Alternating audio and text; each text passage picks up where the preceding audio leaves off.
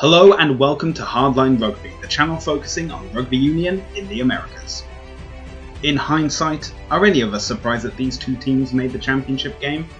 Rugby ATL, a team made up of American talent in their prime, an Argentine centre so good he's already been signed to Grenoble in the D2, and led by both Matt Heaton and Ryan Nell, two Titans who lead from the front, versus the LA Giltinis, an all-star team with more Australian experience than the Wallabies squad, led by former Exeter player Dave Dennis, and coached by the man who will take the reins of the Waratahs for 2022.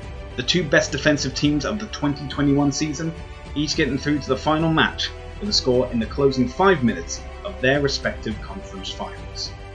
Who else could have made it this far? In the end, it came down to which team could break through the other's defensive style first. It showed, with 5 tries scored across the game. Let's start with the first two. The first thing that needed to be done was for a gap in the defence to form. In the build-up, LA had been offloading to their forwards for the pick and go. Both Ryberg and DTH Van der Merwe were on the left wing. In the previous phase, LA again used their forwards to drive the ball.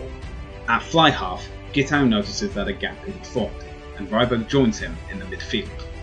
With no winger on the right, the ATL players get ready to go forward, while the players on the left wing don't respond as quickly. Goddard passes to Gitau. The gap is there. He passes back inside to Ryberg, who's already on the charge. Suddenly, 13 ATL players are out of position, and Austin White can't connect the tackle. Try to LA. The second of Ryberg's tries started again from the skills of Gitau. ATL's defence usually entails having 2 or 3 defenders out of the line, usually the fullback and at least a winger, as well as the fly half if a kick feels imminent. ATL were correct about a kick, but Gitau chose the box kick over the defensive line, and Adam Ashley Cooper barely being onside for it. With the ATL defence turning towards the ball, a clear path is found by Cooper, who was able to collect the ball while brushing off the tackle. As he draws in the defenders, he spots a charging Ryberg and offloads to him, knowing that he will get closer to the try line. Karlsay can't complete the tackle, and while he does bring Ryberg down, it's not enough to stop the try. 2 minutes, 2 tries, 12 points ahead, LA in full control. Despite this rapid success, that would be the last score for LA in the half. The visitors' try came from a standard practice from the 2021 season, a driving maul from the line-out. The execution came in 2 distinct phases.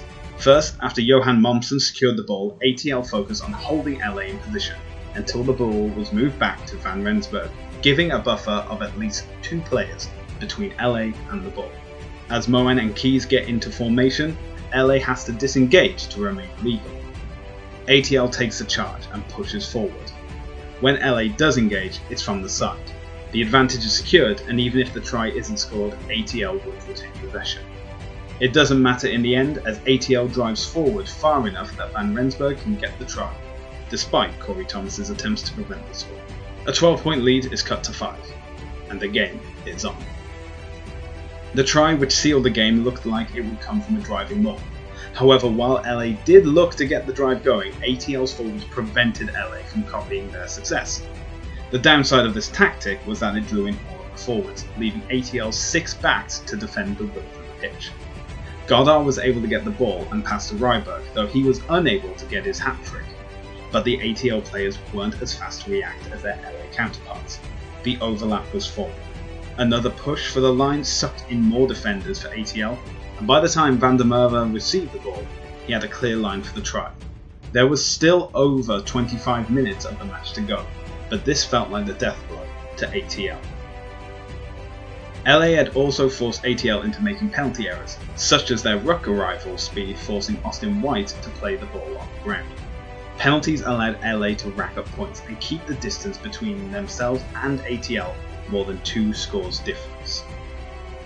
The final try, a consolation score for ATL, came from the work rate of the pick and go, concluding with Ross Deacon being in the right place at the right time, able to turn his body into the right position to get over the LA line, and able to avoid any rush defence coming through. While it is said that defence wins championships, when both teams are equally matched, it was the offence that would make the difference.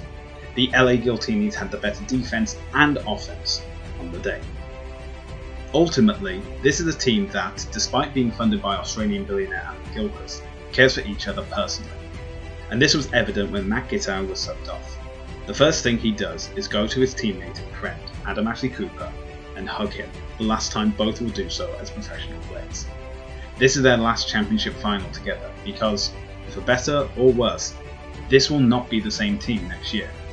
Van der Merwe has committed to at least another year, but Cooper has called time on his illustrious career. Gittow may also decide to hang up the boots, though nothing official has been made at the time of recording.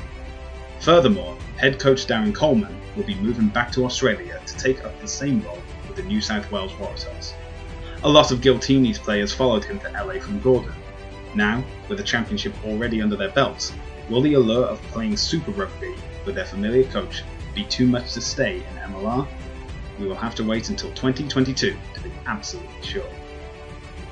And that was the 2021 Major League Rugby season. I hope you enjoyed it, I know I sure did. I'm going to take a break from making rugby videos for a while, but I hope to be back when the second round of the America's Rugby World Cup qualifiers conclude. In the meantime, you can follow me on Twitter at hard_rugby, or listen to me on the Rouge Rugby podcast. While I have you here, please like this video, subscribe to the channel if you haven't already, and hit that bell notification to be able to see the new video as soon as possible.